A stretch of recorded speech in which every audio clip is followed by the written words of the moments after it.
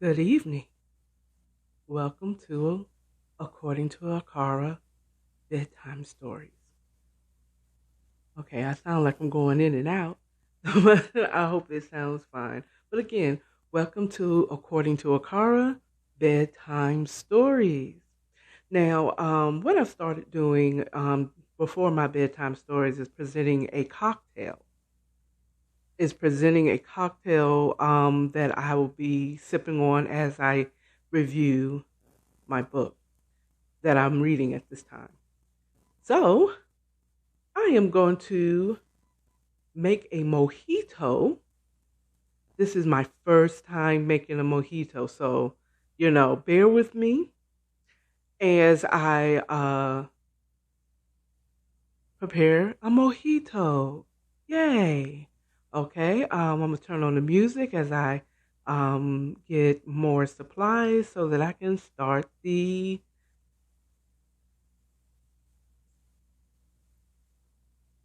presentation. Okay, so before I start the presentation, I just have to grab a couple other things. Okay, all right.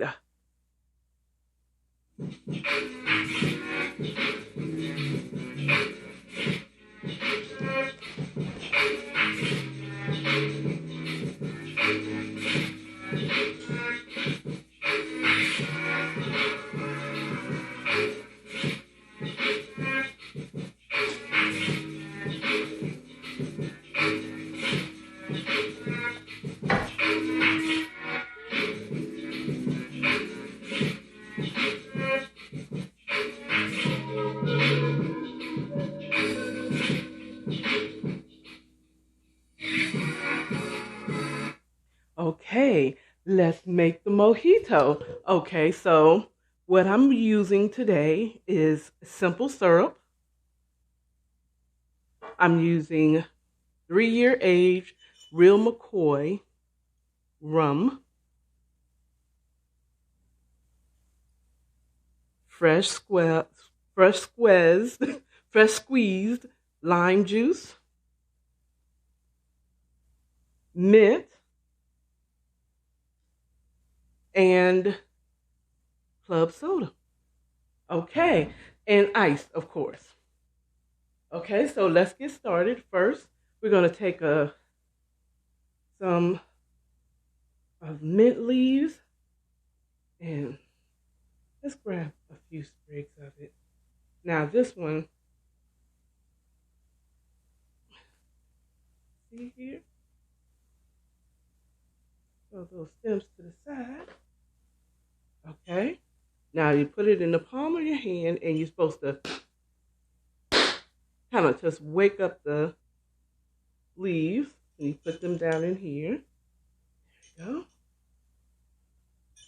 Now, what I'm going to do is I'm going to do a shot of simple syrup.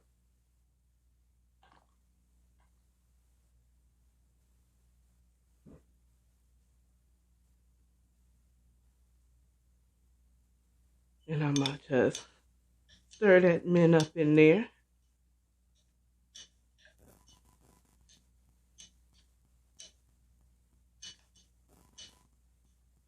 Stir that.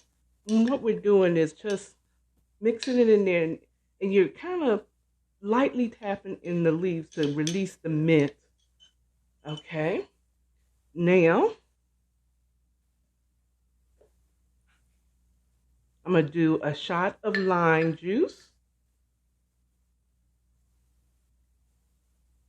Now, the videos that I watched to do this mojito have special measurement and the cups and the whatevers.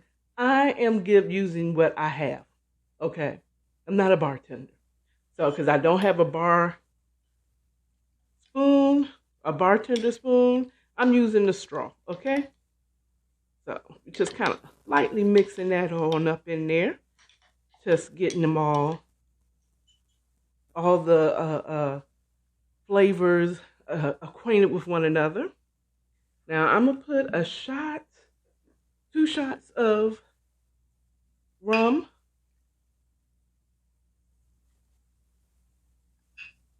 Like I like to taste my liquor. Um, if that's what I like to taste my spirit in my drink. But a good mixed drink, so mine may be a little strong, but we gonna see because this is my first time. And according to some of the videos that I watched, they put a lot. They do put a lot in there. Okay, so now I'm going to add some ice. Now they usually say, fill her up. So we're gonna fill her up with the ice.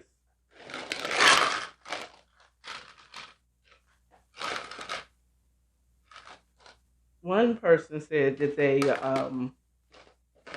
actually press down the ice in there, but I think that's more is if you have that crushed ice, that QT crushed ice type of thing going on. Yeah. Okay, so now we're going to top it off with some club soda.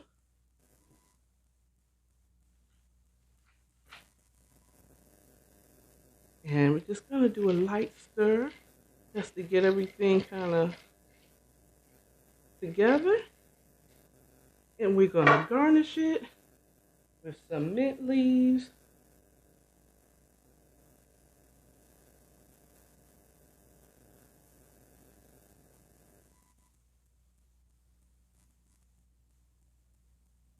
There you go. Mojito. As soon as I put this up. Mojito. Yay. We're going to get into the book review of the first chapter of the book that I'm reading now is Caught Up, Lovin, a Trill one. A Trill one. By Michelle Elaine. You know, I didn't even sip my drink yet, so I don't even know how it tastes. So let's see.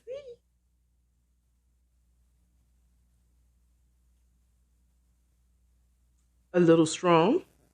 It's definitely a little strong. I still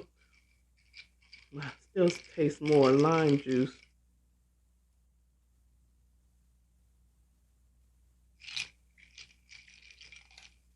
Oh, my garnish came out. Hold on. Okay, so, oh my God. So the first chapter starts with introducing us to a few characters that's going to be in this book. We're introduced in the first chapter to, hold on, I have them written down. Now I'm trying to find where I write them down. Okay, we're introduced to the main character, Toy Hamilton Ford. Her husband, though he's not show up in this chapter, but his name he's there in spirit, I guess. Okay. Tyson Ford is the husband. The mother-in-law, Cynthia Ford. The sister-in-law, Tarika. Friend, Britton. We also recognize in the first chapter that this is not a low-income family by the description of the vehicle that Toy drives and all. Okay? So, the first chapter starts out hot. It's coming in hot. Mad as hell, Toya is. And in her mind, as she's driving her Infinity QX80. See what I mean? This ain't no a struggle family here. We're not talking low income. Okay, she's furious. What has he lied about now? Okay, so apparently whoever she's mad at lies a lot, right? She's just mad. She's driving, but she's not driving fast. She's just so occupied in her anger that, she's not paying attention when the light changes from red to green and stuff like that, But she's hot. She's going somewhere at this point in the first paragraphs of the book. She's just hot as hell. Okay. Now we find out later on in chapter 1 that she's pissed with her husband, Tyson. Apparently, in the last few months, his bones started falling out the closet. Okay. Bloop, bloop, bloop. It was a graveyard in his closet, and some of them, they were starting to slip out. Okay. And she's finding out all these things that he has a whole secret life going on. And so it's just been revealed to her some other shisty things that he was doing. You know what I'm saying? So at this point, when we find her coming in hot, driving mad, angry, thinking, what has he done now? You know what I'm saying? We now know it is her husband, who of 5 years is his bones is coming out. She's finding out things that she didn't know about her husband. Okay. Now, mind you think, 5 years, there's a lot of things you still don't know, but they were together for 11. Okay. And this man is real good at keeping his bones, or she was never looking, and they started to reveal themselves. You know what I'm saying? So, but at any rate, she arrives at a laundromat that her husband owns, and that thus they own. And she goes in there, on a mission. She on a mission, okay? Red bottoms, click, click, click, click into, and the young college-aged attendant, college-aged. I noticed that the author did not say that this was a college student, but that she was college-aged, and she was reading a book or studying a book. Okay, college-aged and college student is two different things. Okay, because you could be in the age range of being in college but not go to college. But anyway, I don't have to explain that to you. So, going further, so she gets to the laundromat. She sees the young lady. Hey, girl. Hey. We haven't seen you around here, so how you doing? Wow. She's mad, and now she's not trying to redirect it towards this young lady. Like, bah, hunnam, shut up, go back to work. You know what I'm saying? She's forcing a smile, like, yeah, everything's fine. Yeah, I just need to get back here to the office and get some things. Right? So, she forces a smile, but she gets away and she heads back to the office at this laundromat, and she's looking for something. Now, mind you, by the way, prior to her arriving at the laundromat, her mother-in-law, Cynthia, calls. She sees who's calling. This is like about right before she's about to... No, she was still on the road, mad, furious, and then his mother calls her. Miss Cynthia Ford. And she's like, no, that's the last person I want to talk to. The last person. Of course. Unless you have that type of relationship, and I'm assuming the reason why she didn't want to really talk to the mother is, the wife and the mother-in-law usually don't get along type of scenario. So, maybe we don't know where Tyson is right now. We don't know if he's in jail. We don't know if he's on vacation. You know what I'm saying? If he's supposed to be on a business deal. But his mom, you know what I'm saying? If you don't have a good one, it's more likely than not, the mom is going to be on the son's side. She's the last one that you really want to talk to. And so she sent her to voicemail a couple of times before arriving. And as she got there, or right as she was coming in, her friend Britton called, and she answered that call, but she was half-assed listening.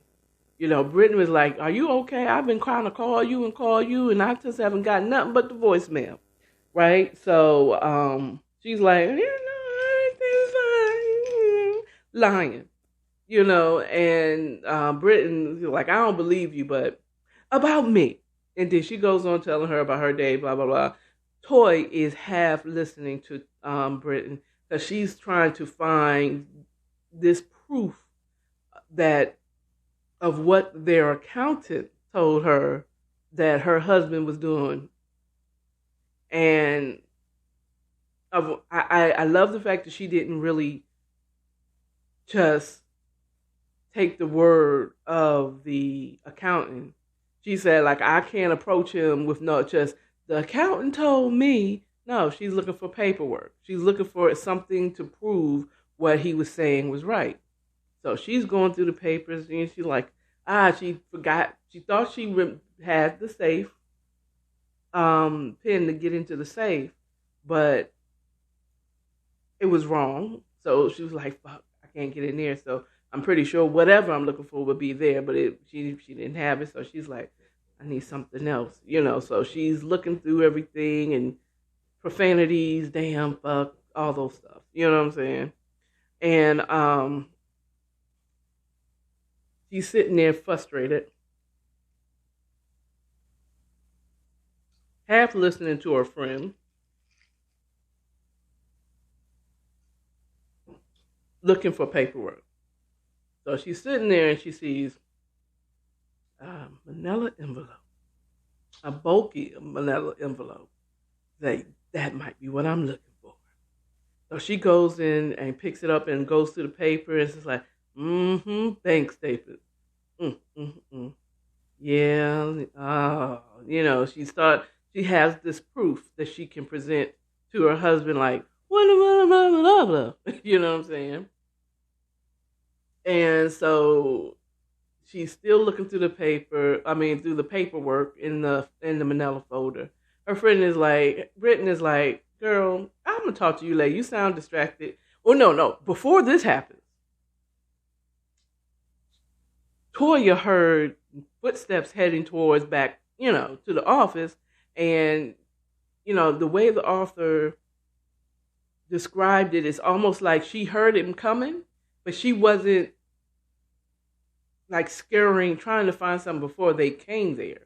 It's just like it just described them as hearing it. I would have been anxious. Okay, I'm gonna tell you off the break.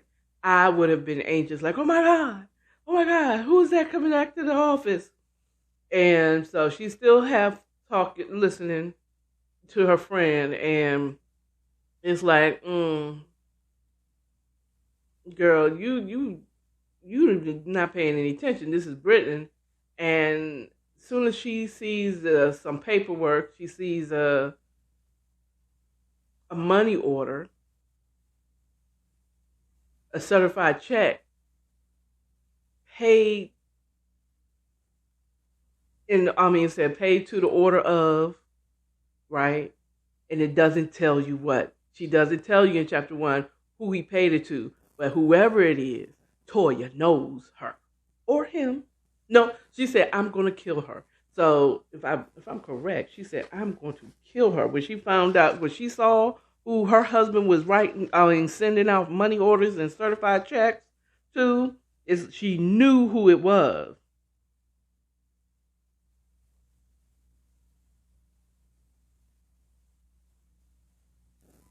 And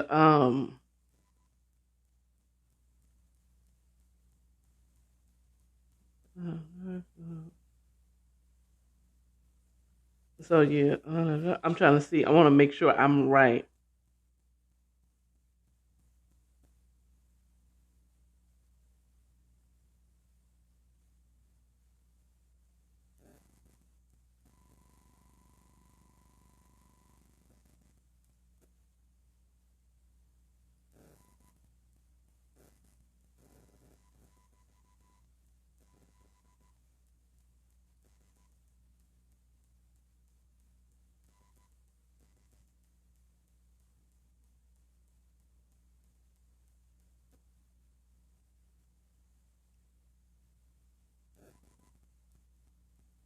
Okay. So I don't know if it's a her. I was just reading. She says here, standing up from her desk, Toy's eyes started to fill with tears on of both sadness and rage. She mumbled, "I'm fucking killing this bitch." So I'm assuming that she's talking about a woman, but maybe not. We don't know. Meanwhile, as she finds this paperwork, guess who comes busting through the doors? I see Toya sitting there trying at the desk. It's her mother-in-law, Cynthia. She comes through to the office, to the laundromat office, and Toya like, "Oh, Britt, let me call you back. I got stuff I have to deal with. Whatever." So the mother's law, she's like, "What are you doing here?" I mean, Toya's like, "What are you doing here?" And she's like, "I was just trying to find, I've been calling you all day and you've been putting me to voicemail, whatever, like you can't talk. I'm just trying to see my grandkids. Where's my grandkids?" So she's she's like, "Okay, whatever." So she says, like how you find, why are you here? Well, I tracked so Cynthia, because she wasn't getting in touch with Toya, she decided to use a tracking app and trap her granddaughter's iPad. The iPad was it was in the truck. You know what I'm saying? The daughters are with Toya's mother. Not Toya, Toy's mother.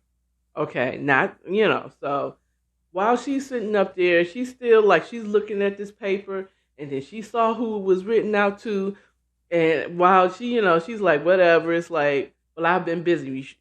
She sent a mother, Cynthia, Mother Ford, let's say, Mother Ford, okay, was like, well, he said, "I don't know why, you ain't taking my calls, blah, blah, blah."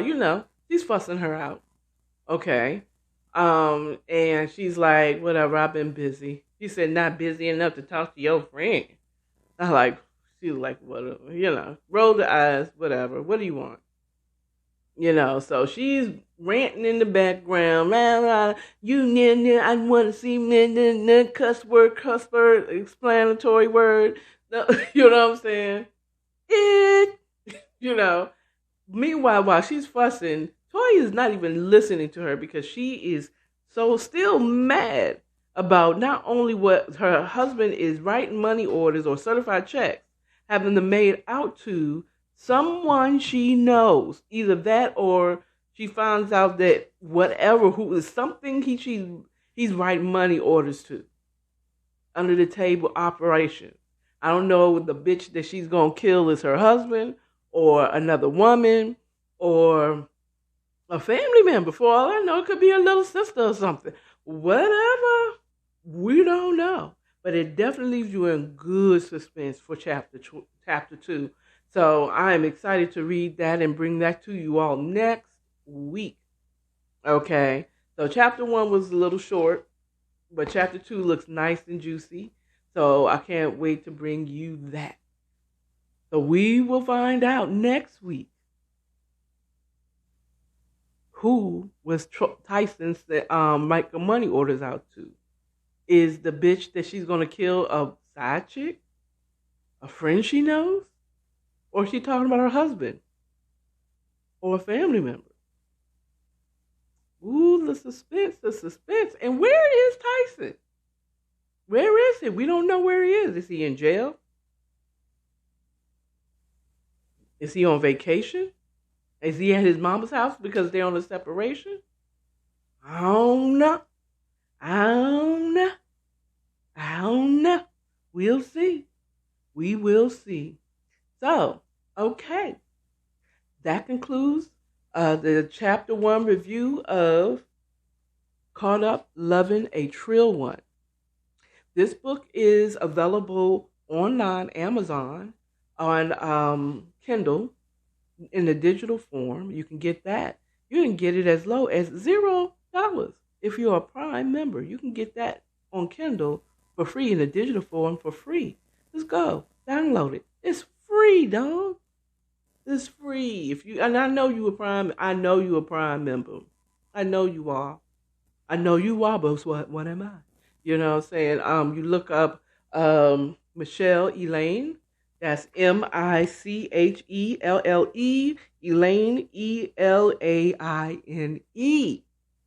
Caught up, loving a Trill one. Is Tyson a Trill one? Ooh, we're gonna find out, aren't we? So there has been some changes, church announcements. Right now I have a new YouTube page, which will have all my videos on this. It's going to take me a minute to add all of my videos into the new YouTube page. But this video will be the first video of Bedtime Stories Season 2, okay, that will be uploaded to my YouTube page. The new YouTube page is According to Akara Podcast, okay? That's the name of my YouTube page, According to Akara Podcast.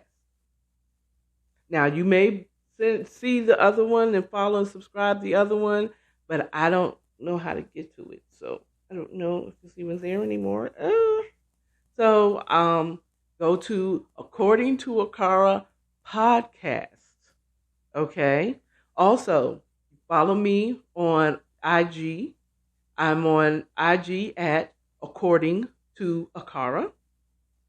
Also, on Twitter at According to Akara. Follow me there. Also on Twitch, and I'm not yet on TikTok as of yet. Also, let me see, anything else? I have merch. That you will be able to buy t-shirts. Go visit According to Akara. I have a God is all we need line, and yes, he will do it line. And I also have my logo on a t-shirt and a tumbler as we speak, that'll be available. And on the 22nd, I should be receiving the samples of my shirts in the women's cut. And I'm excited to get those and share it with you, the quality of what I am putting online, okay?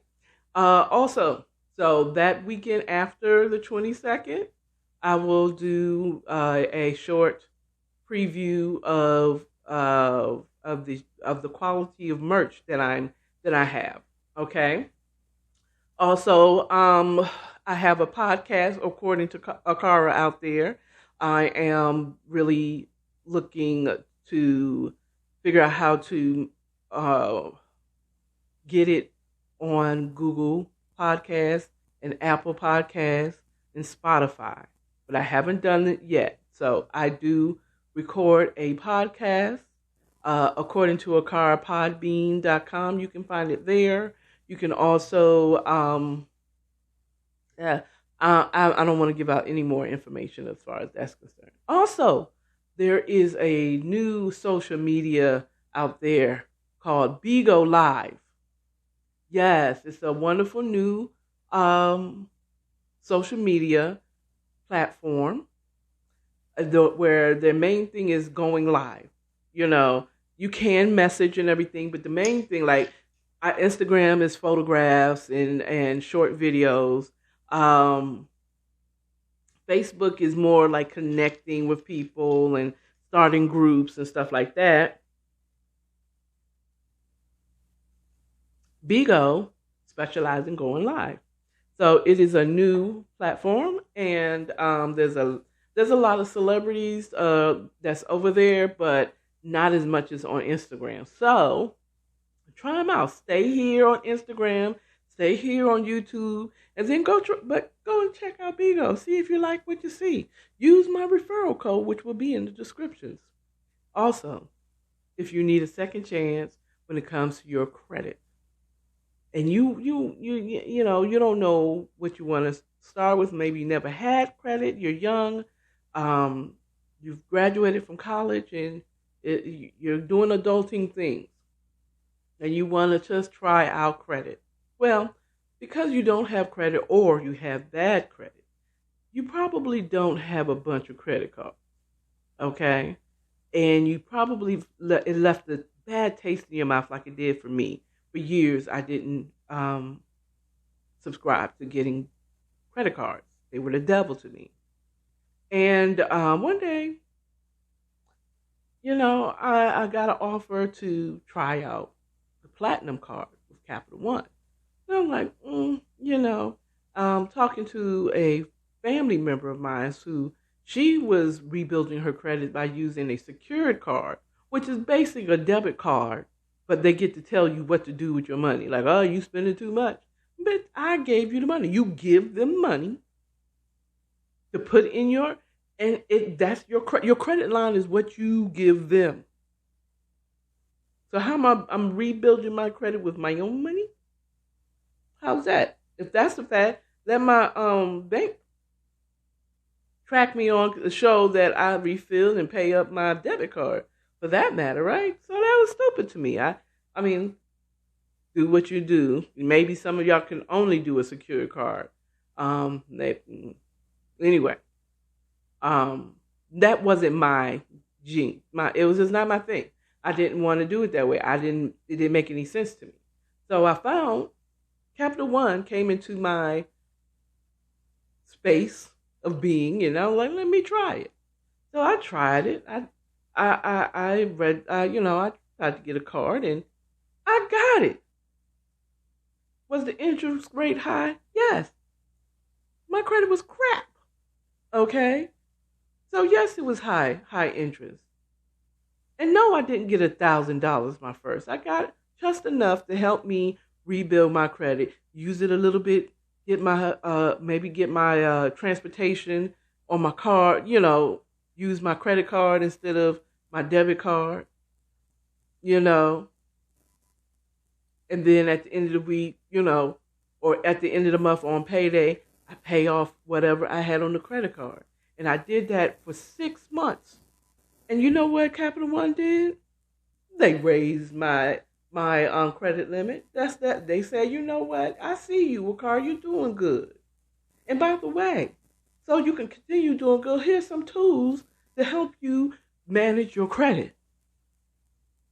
Like having a free view of your credit scores on all 3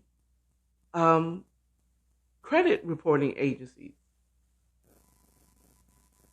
How much you should be spending for what you make. When's the best time? They give you great tools to help manage your credit. So, if you're interested and you want a credit card, that's something that you can manage, that you can pay back and build your credit. Click on my referral code in the description for a Capital One Platinum card. Okay? Thank you for watching us. You all have a beautiful, beautiful, restful evening. And good night. Bye.